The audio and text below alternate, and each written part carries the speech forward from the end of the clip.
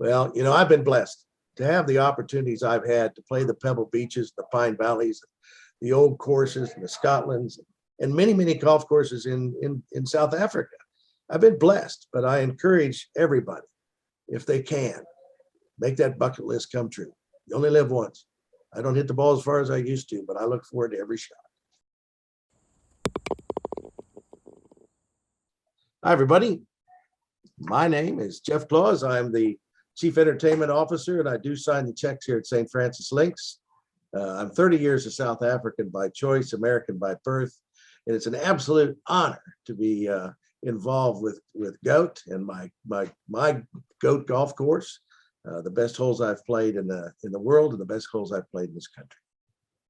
Fantastic, Jeff. Jeff, tell us a little bit about your current role at the majestic St. Francis Links. Well, I must say, having come west to east in South Africa, this is probably about as far east as I can get. This is probably maybe the hardest job I had to get involved with, but maybe the best one as well.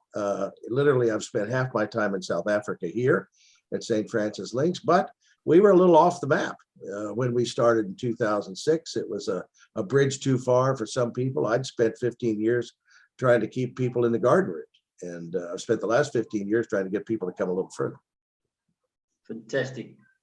Jeff, I just want to touch on your other two esteemed roles, and you briefly mentioned it. In the research I've done, I didn't realize you were actually the very first golf director at Fancourt. Yeah, it's an interesting story. I'll be brief as I can be. I worked with a South African in America. I ran a Nicklaus signature course in Texas, and Billy Freer ran the signature tennis facility. And he came back to South Africa to be the GM at Fancourt. He was in search for the right person who could manage a membership and a resort. And that's a hard balance, actually, to make a member feel like a king and make the guest feel like a member. And that's always been my philosophy. So he recruited me from America to come to South Africa.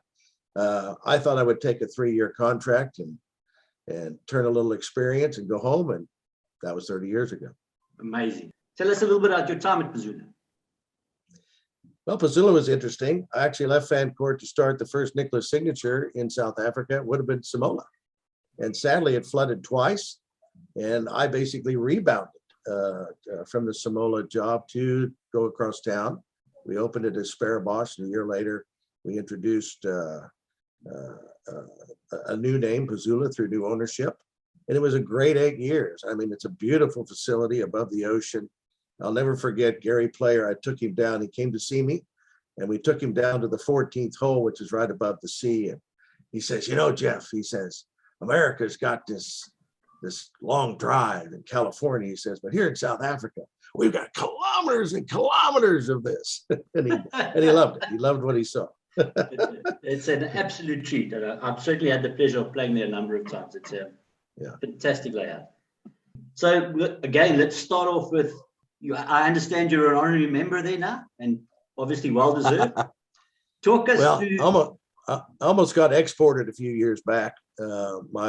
My work permit, I forgot to, when I went overseas to Germany for a show at Fancourt, we renewed my visa, but not my work permit. They almost came and sent me home. Oh. And I think out of not respect, but just care, they gave me the George tie and said, you're a member here forever. And then I got to stay. So I'm proud of it. In my opinion, it's a very humble opinion. It must be, George must be one of the most, I'm trying to find the right word, probably the best parklands municipal course in the country. Easily. Okay. And a matter of fact, I've just set up a trip now for one of my friends who lives in De Salza, but he's from Belgium. He's got a friend coming from Belgium, and he's only got 2 games that he's going to get to play in the George area. And he's willing to stay in the Manor House at Fancourt so he can play the links, and he's going to play George on his other day. And, there's 15 golf courses in the garden route that are all worthy. Yeah. But I just think George has stood the test of time. They've maintained that golf course at the highest level. They play 50,000 rounds of golf a year, and it doesn't show it. And I just think the opening hole at George, when I was younger, you could have a dip and knock it over the lake, up by the green or near the green. Nowadays, I leave it up short. I hit something down the bottom short of the lake and try to get close from the bottom to the top. But I just think it's an opening hole that offers you a lot of options. And because it's an opening hole, you got to have your game face on if you want to go big. But it's a beautiful hole as well. Plays down and then up a little bit to the left, and I just think it's a brilliant start. Excellent hole, excellent choice, Jeff. So I'm going to move on to what I'm probably classifying as a hidden gem of your South African course. And actually, in the research, once you nominated the course, I only realized that it was actually an Ernie Els design. So I'm talking about the 4th at Highlands Gate. Well, I mean, to me, that's the postcard hole. You forget where you are when you drive to Dolstrom. I went there while the course was under construction. I actually went there with Greg Leckie and Lecce and the team. And the 4th hole was pretty well complete when I got there. And the backdrop is just amazing. I mean, it's just the ridge of mountain behind the hole as you play it downhill. You've just played a great little par 3 from kopje to kopje, as you'd say in South Africa, from an elevated tee to an elevated green. And now you stand on this 4th hole, which can play a mile long or not. And it's quite a generous fairway. So you can really air it out if you like. And I just think it's one of the most beautiful, challenging par 4s in the country. Excellent. If you're talking about challenging, I'm going to move on to the next hole, and I'm talking to you about the 8th at Arabella. I've played there a couple of times, and it is a beast of a par 5. I mean, typically you'll know the Western Cape is notorious for our howling southeasters, and the 8th at Arabella typically plays into that wind. So tell us how you've got it. I guess I've been fortunate. I've actually had good fortune on the 8th. And I mean, the only thing you got to do is remember to ring the bell so nobody bops you, because it plays downhill and from the tee, which is always fun. I mean, it's like the 13th at Pezula is a big downhill par 5, and you can launch it into the sky. But the 8th at Arabella, to me, actually those 2 finishing holes, even 17 and 18 are just brilliant finishing holes for the 9. And again, it's a risk and reward kind of par 5. And with the long, narrow green, I mean, the pins can either assist you or hurt you by wherever they put it there.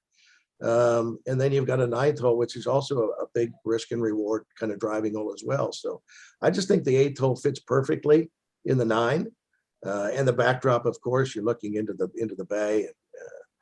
So it's a pretty hole as well. So challenging, but also beautiful. Yeah, very much so. Can't agree more. Jeff, we touched on it earlier, and we're going back to Fancourt now. And you've, the audience will obviously see that you've selected 3 holes from Fancourt. 17th at Montague. I think the 7th or 8th at Outeniqua, and you've got a hole from the links. But I really want to talk to you about the estate as a whole. They've just been voted as the 13th best golf resort in the world. I mean, that is an unbelievable achievement. I mean, just deserved. Sorry. No, it's deserved. It's to me, it's deserved. It's the heart of the garden route. It's the postcard to South Africa. It's defined by quality. It's an estate in which the golf course flows right into the beautiful accommodation, whether it be lodges or white houses or gentlemen's houses on the sides. I mean, there's different sets of residential around those golf courses, but they all blend so nicely. The Montague, the Outeniqua, and the Links. Obviously, the Links is the Links. It's number 1 in the country. It's probably the best sculpted golf course you could ever see. I mean, what Mr. Player and Phil Jacobs put into that. I mean, Phil was there every day. I mean, they moved 1 million cubes of earth, but by the time it was all said and done, it was good enough to bring the President's Cup. It was good enough to pair Ernie against Tiger. So there's an aura about that golf course. I think that Outeniqua is maybe the most fun of the 3. Montague is a hell of a challenge. Kikuyu grasses to firm, fast greens is always a challenge.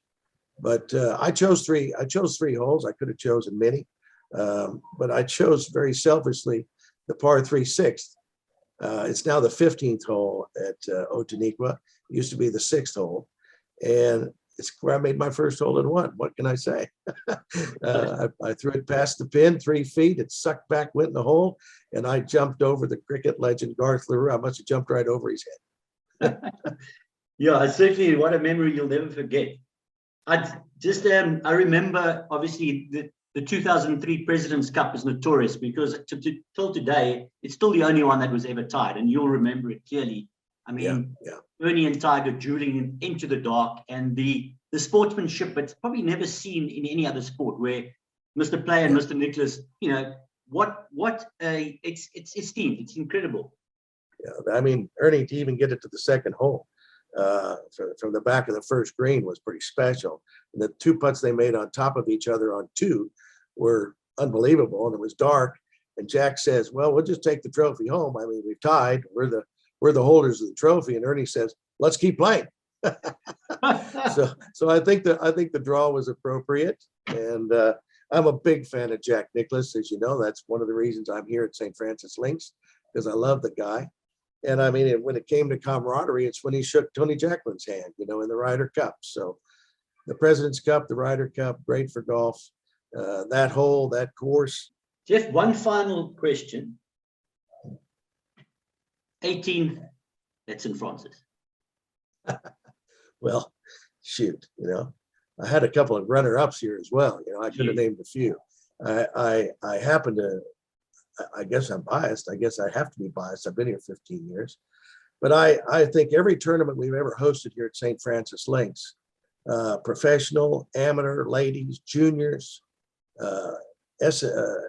whether it's been an EP championship or whether it was this year in the PGA Championship that we're hoping to take back to a very high level with Dean Burmeister birdieing the last from behind the green. It's just a strong hole. The tees work from a very back tee that's highly elevated on the dune down to still slightly elevated tees, dogleg left over water, demanding second shot. And I just know every tournament we played here has come down to the 18th. And there's some great 18th holes, trust me. When I did this list of the holes throughout the country, I mean, there were so many great holes that I've played that I think if I had to sum up what I've done with my international list and my South African list, they happen to be my favorite courses. So I really wanted to include the course as much as I included the hole. And I had to include St. Francis Links. I mean, do me a favor. So I guess the 18th stands out as much as any. So does our 17th, so does our 5th, our 11th, our 9th. No, sure. Where do I go? Jeff, absolutely fascinating. It's been an absolute honor having you, and we really appreciate the effort and how thoroughness you've gone through. And when I received your spreadsheet of your holes and your comments and that, it was an absolute joy. So I really want to thank you so much. I'm honored, actually. It's been a lot of fun. Excellent. I'm glad you've enjoyed it. And we're certainly going to shout out for Els for Autism. Hopefully people will view your video. And that's where, not to interrupt you, I apologize, but that's where you really got my attention. I mean, when you said that we can move this towards something and you were offering Els for Autism, that's a no-brainer for me. We've supported Ernie and his kids since he started the program. I've known Ernie since he was 21. We've watched Ben grow up. We've been friends for all these years. We've had some really good days here at St. Francis Links and throughout the country. What Nico van Rensburg does with his wife for Els for Autism is amazing. We're not funded by America. I know they look after many, many, many kids in South Africa, and it's a joy to be a part of it. So if anything from this benefits that, I'm thrilled. Fantastic. Thank you so much, Jim.